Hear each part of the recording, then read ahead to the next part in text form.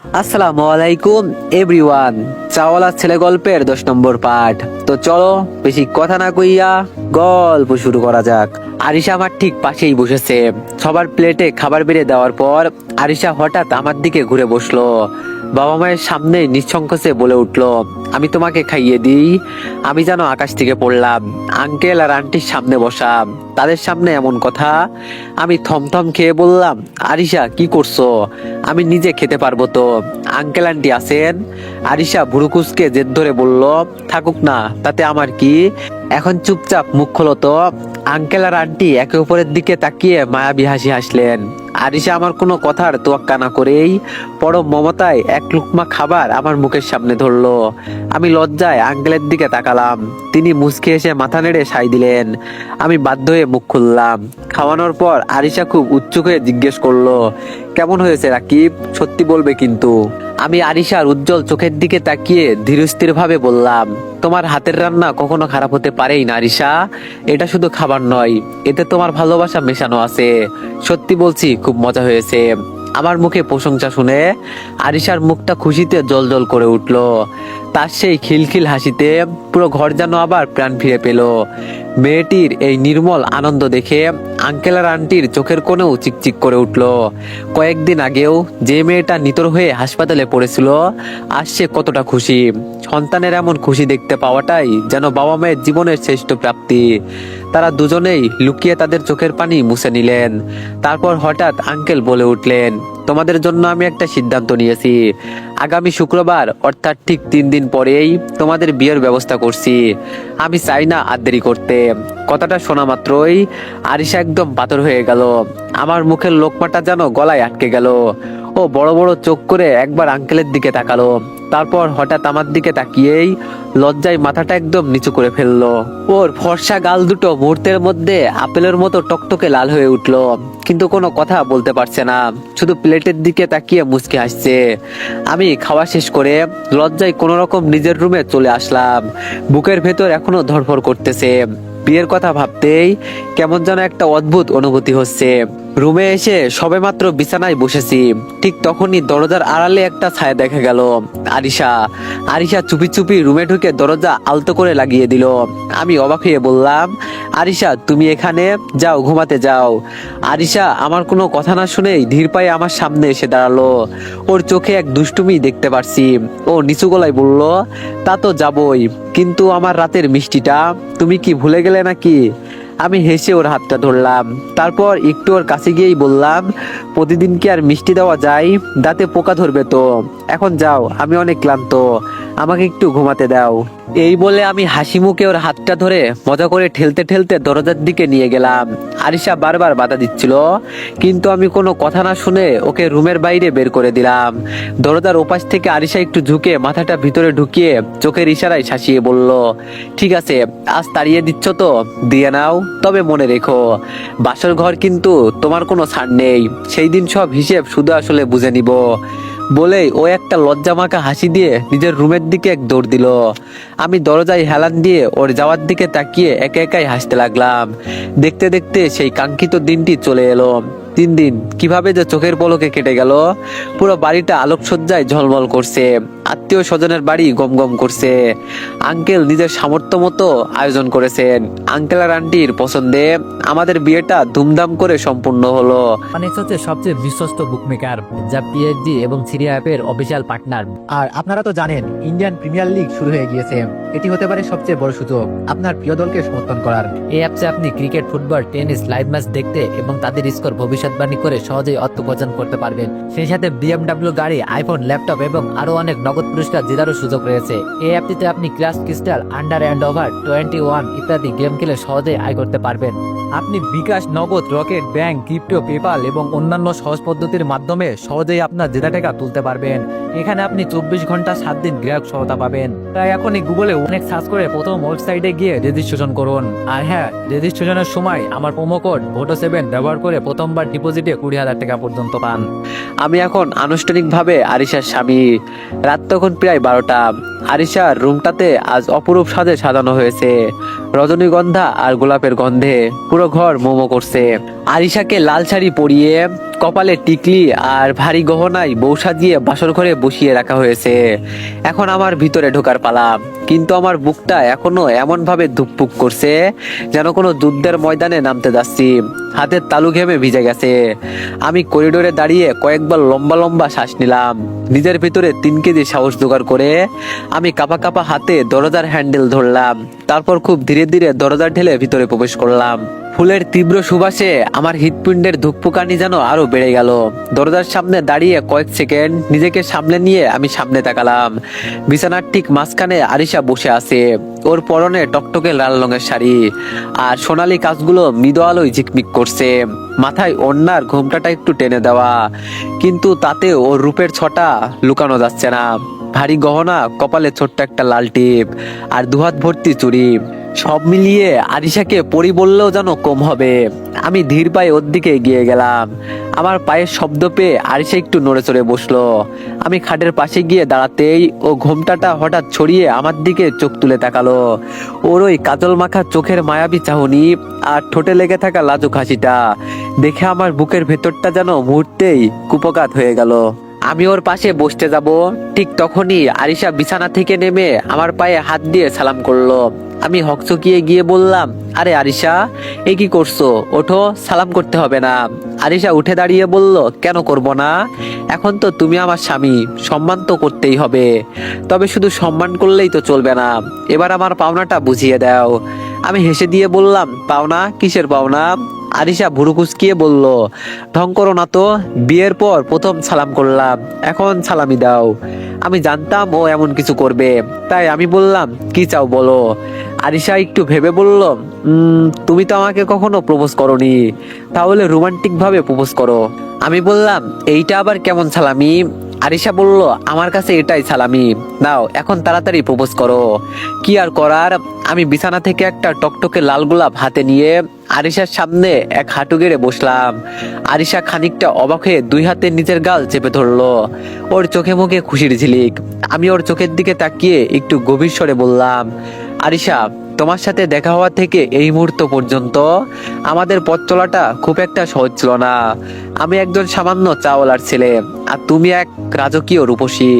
আমাদের মাঝে অনেক বাধা ছিল, অনেক অসমতা ছিল, কিন্তু তুমি কখনো আমার হাত ছাড়োনি। তোমার এই ভালোবাসাটাই আমাকে আজ এখানে দাঁড় করানোর সাহস দিয়েছে। আমি গোলাপটা ওর দিকে বাড়িয়ে দিয়ে আরো নরম সুরে বললাম, আরিশা, আমি তোমাকে কোনো দামি হীরা বা মতির মালা দেওয়ার প্রতিশ্রুতি দিচ্ছি না, কিন্তু আমি কথা দিচ্ছি জীবনের শেষ নিঃশ্বাস পর্যন্ত তোমাকে আগলে রাখবো। আমার এই ছোট্ট বুকের বাম পাশে যে হৃৎপিণ্ডটা স্পন্দিত হয়, সেখানে আজ থেকে শুধু তোমারই রাজত্ব। এই যে লাল গোলাপটা দেখছো, এর পাপড়িগুলো ঝরে যেতে পারে, কিন্তু আমার ভালোবাসা কোনোদিন ম্লান হবে না। আরিশা, আমার জীবন সঙ্গিনী হয়ে সারাটা জীবন এভাবে আমার পাশে থাকবে তো? আমার কথাগুলো শেষ হতে না হতেই আরিশার চোখে আনন্দের জল টলমল করে উঠলো। ও এক মুহূর্ত দেরি না করে আমার হাত থেকে গোলাপটা নিল এবং আমাকে টেনে তুলে শক্ত করে জড়িয়ে ধরলো। ওর কান্নারত হাসি মাখা মুখটা আমার কাঁধে লুকিয়ে ফিসফিস করে বলল, বোকা ছেলে, আমি তো অনেক আগে থেকেই তোমারই ছিলাম। আজ থেকে আমি তোমার ঘর, আর তুমি আমার পৃথিবী। কথা দাও, কোনোদিন আমাকে ছেড়ে দূরে যাবে না। আমি ওর পিঠে হাত রেখে ওকে আরো নিবিড়ভাবে নিজের সাথে মিশিয়ে নিলাম। কিছুক্ষণ পর আমি আর আরিশা খাটে বসে পড়লাম। তারপর আরিশা আমার হাতে হাত রেখে বলল, জানো রাকিব, এই দিনটার জন্য আমি কত অপেক্ষা করেছি। মাঝে মাঝে মনে হতো আমি বোধহয় তোমাকে আর কোনোদিন পাবো না। সেই হাসপাতালের রাতগুলোর কথা মনে পড়লে এখন আমার বুক কাঁপে। আমি ওর কাঁধে হাত রেখে ওরে নিজের বুকের সাথে মিশিয়ে নিলাম। ওর কপালে একটা আলতো চুমু খেয়ে বললাম, সব অতীত ভুলে যাও আরিশা, এখন থেকে আমি তোমার আর তুমি শুধুই আমার, আর কেউ আমাদের আলাদা করতে পারবে না। আরিশা আমার বুকের বোতাম নিয়ে নাড়াচাড়া করতে করতে হঠাৎ মুখ তুলে তাকালো। ওর চোখে একটা অদ্ভুত আবদার। ও একটু দুষ্টুমি করে ফিসফিস করে বলল, আমি তোমার কাছে আরেকটা জিনিস চাই।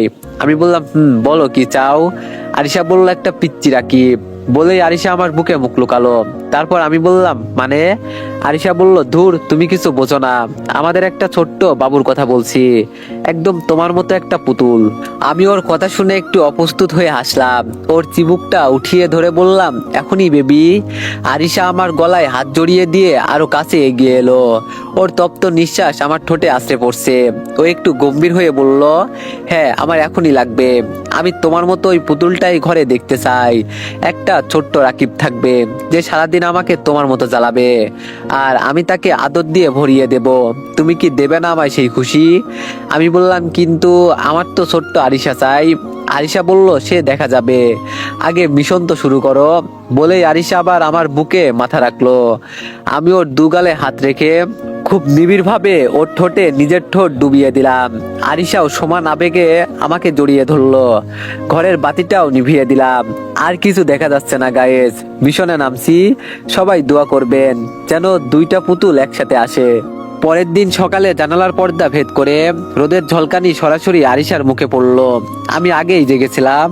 আরিশার ঘুমন্ত চেহারার দিকে তাকিয়ে মনে হচ্ছিল এটাই আমার পৃথিবীর সবচেয়ে বড় সুখ। হঠাৎ আরিশা চোখ মেললো। আমাকে তাকিয়ে থাকতে দেখে ও লজ্জায় কম্বল দিয়ে মুখ ঢেকে ফেললো। আমি হেসে বললাম, ওরে বাবা, কাল রাতে তো অনেক লম্বা চওড়া কথা ছিল, এখন আবার লজ্জা কিসের? আরিশা বলল, উফ রাকিব, চুপ করো তো, কালকের কথা কাল ছিল, এখন সকালবেলা কেন এসব মনে করিয়ে দিচ্ছ? আমি ওর কাঁধ থেকে কম্বলটা সরিয়ে দিয়ে ওর কানের কাছে মুখ নিয়ে বললাম, আমি কেন মনে করাবো না? কাল তো মিশন সফল করার জন্য বেশ তাড়া দিচ্ছিলে, এখন দেখছি লজ্জাবতী হয়ে গেছো। আরিশা ঝটপট আমার বুকে মুখ লুকিয়ে ফেললো। ওর উষ্ণ নিঃশ্বাসে আমার গায়ের লোম শিউরে দিচ্ছে। ও আদুরে গলায় বলল, তুমি না খুব পচা হয়ে গেছো, যাও এখন, অনেক বেলা হয়েছে, তাড়াতাড়ি গোসল করে নাও। আমি ওর কোমর জড়িয়ে ধরে আরো কাছে টেনে নিলাম। দুষ্টুমি ভরা গলায় বললাম, এত সহজে যাওয়া হচ্ছে না, আমার কোনো তাড়া নেই, আরো কিছুক্ষণ এই মায়াবী সকালটা উপভোগ করি না হয়?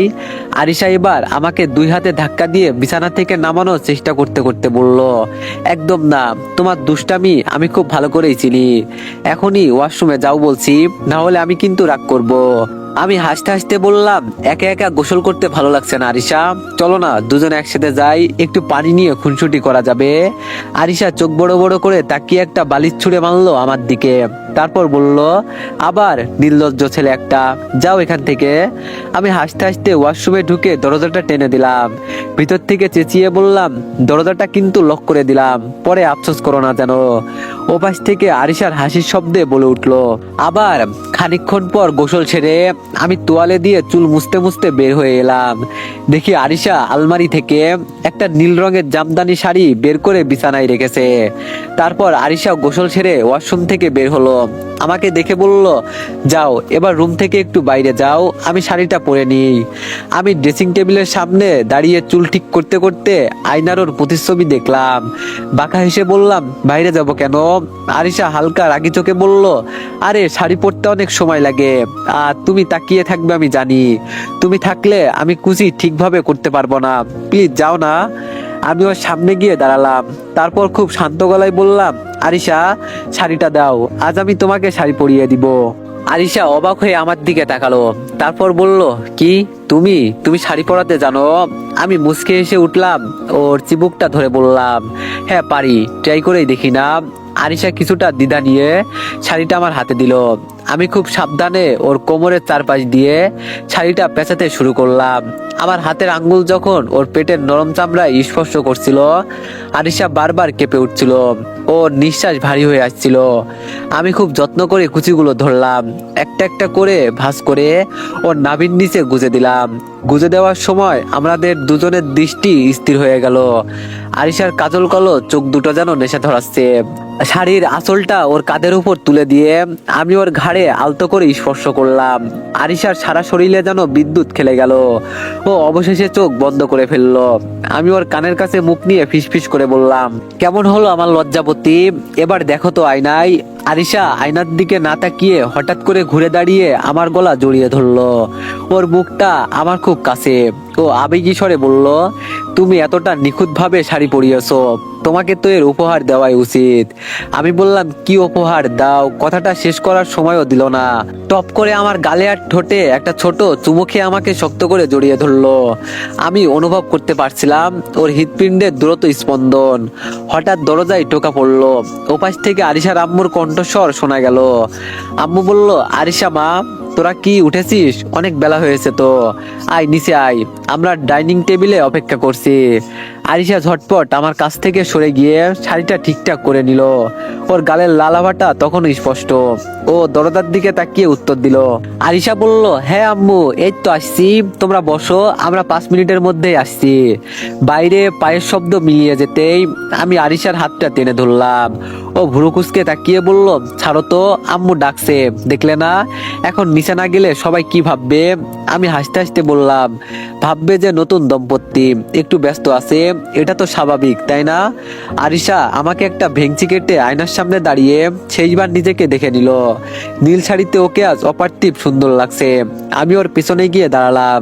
ও আয়না দিয়েই আমার দিকে তাকিয়ে বলল, চলো এবার লক্ষ্মী ছেলের মতো নিচে যাই। আমরা নিচে আসতেই দেখলাম আরিশার বাবা আর মা হাসি মুখে বসে আছেন। আমাদের দুজনকে একসাথে দেখে আরিশার বাবার চোখে এক অদ্ভুত তৃপ্তি ফুটে উঠলো।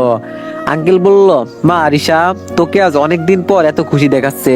আন্টি বলল, তোমরা দুজন বসো তো। আরিশা, তুই আজ শাড়িটা খুব সুন্দর করে পরেছিস। খাওয়া দাওয়া শেষ করে আমরা রুমে ফিরে এলাম। আরিশা বেলকনিতে দাঁড়িয়ে বাইরের আকাশ দেখছিল। আমি পিছনে গিয়ে ওর চুলে মুখ ডুবালাম। আরিশা বলল, আবার শুরু হলো? এই তো মাত্র নিচে খেয়ে আসলে, এখন কি আবার কিছু লাগবে? আমি ওর নাকটা টেনে দিয়ে বললাম, পেট তো ভরেছে, কিন্তু মন তো ভরেনি আরিশা। এই যে শাড়ি পরিয়ে দিলাম, এর বিনিময়ে তো শুধু একটা চুমু দিলে, পাওনাটা কি একটু কম হয়ে গেল না? আরিশা বলল, ও মা, তাই নাকি? তো জনাবের আর কি লাগবে শুনি? আমি বললাম, আমার লাগবে এই সারাটা দুপুর তোমার কোলে মাথা রেখে কাটানো, পারবে? আরিশা মুচকে এসে আমাকে বিছানার দিকে টেনে নিয়ে গেল। ও নিজে হেলান দিয়ে বসলো আর আমি ওর কোলে মাথা রাখলাম। ও বিলি কাটতে কাটতে ফিসফিস করে বলল, তুমি জানো রাকিব, তোমাকে যেই দিন কলেজে প্রথম দেখেছিলাম সেই দিন ভাবিনি তুমি আমার জীবনের এত বড় একটা অংশ হয়ে যাবে।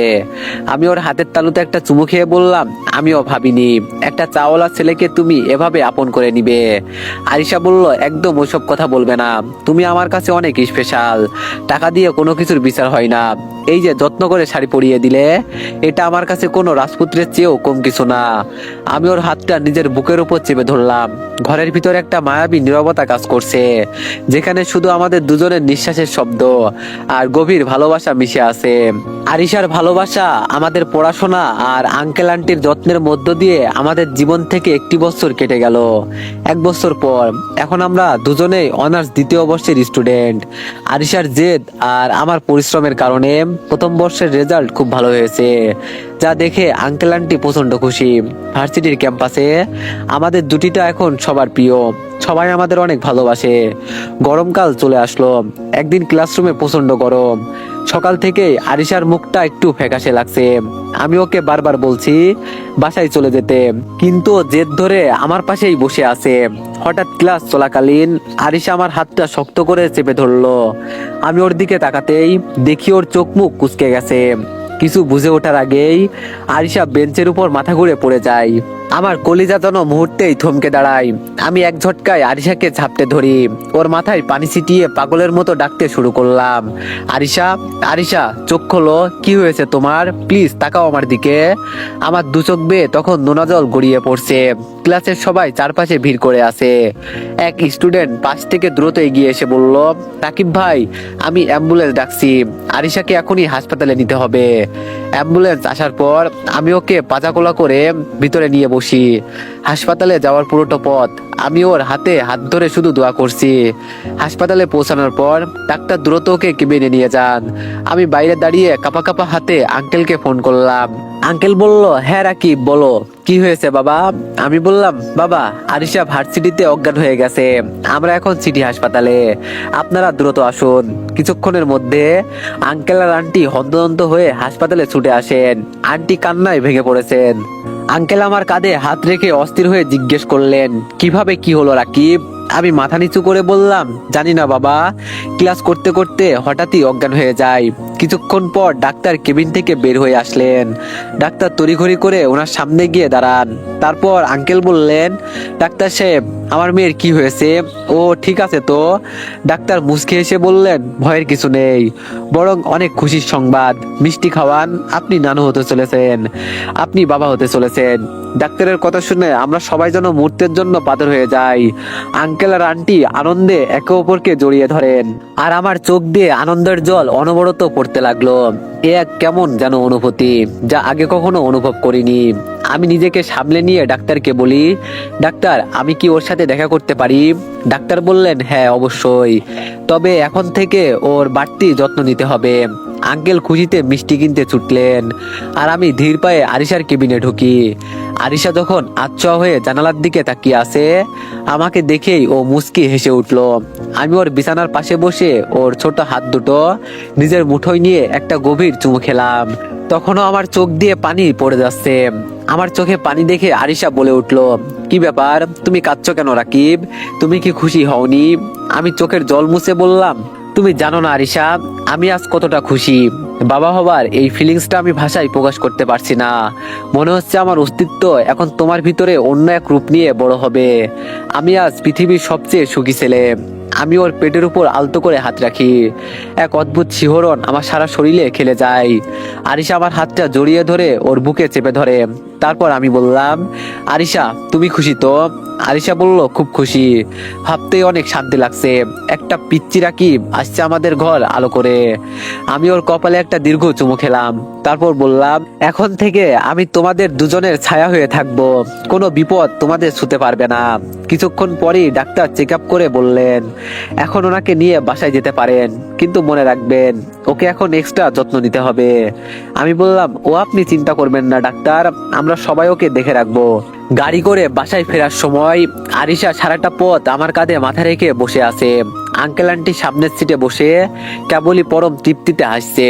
বাসায় পৌঁছানোর পর আরিশাকে এক মুহূর্তের জন্য আমি একা ছাড়লাম না।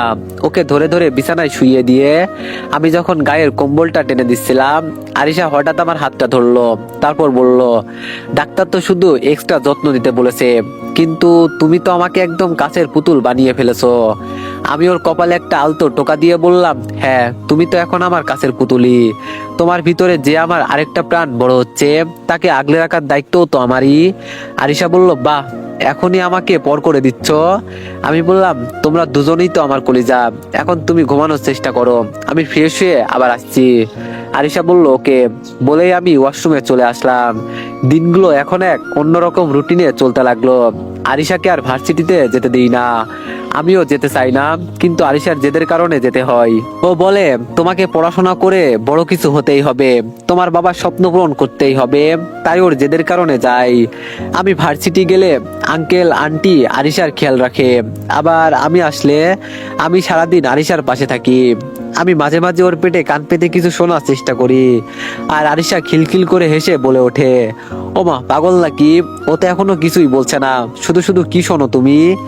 আমি আমি বললাম, আমি শুনতে পাই আরিশা, ও আমাকে বলছে, আব্বু আম্মুর খুব কষ্ট হচ্ছে, তুমি তাড়াতাড়ি আমাকে পৃথিবীতে নিয়ে এসো। আরিশা আমার কথা শুনে হেসে ওঠে। আমি ওকে সবসময় হাসি খুশি রাখার চেষ্টা করি।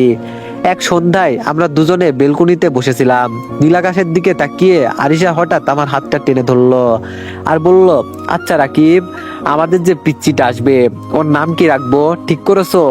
আমি বললাম, হ্যাঁ আমি জানি তোমার ইচ্ছেই পূরণ হবে, একটা হ্যান্ডসাম ছেলে হবে, ওর নাম রাখবো শিহাব বাবু। আরিশা সাথে সাথে আমার দিকে মুখ ঘুরিয়ে চোখ পাকিয়ে বলে, একদম না, আমি জানি তোমার ইচ্ছে পূরণ হবে, আমি জানি আমার একটা পুতুলের মতো মেয়ে হবে, যার নাম রাখবো রুহি, একদম গোলগাল আর মিষ্টি কিউট পরীর বাচ্চা। আমি হাসতে হাসতে ওর কোমরে হাত দিয়ে কাছে টেনে নিলাম, তারপর বললাম, আচ্ছা যেটাই হোক আমি সেটাতেই খুশি। আরিশা আমার কাঁধে মাথা রেখে সন্ধ্যা উপভোগ করতে লাগলো। এভাবে আরিশা আর আমার খুনছুটিতে 10 মাস হয়ে গেল। আরিশা খুব একটা চলাফেরা করতে পারে না।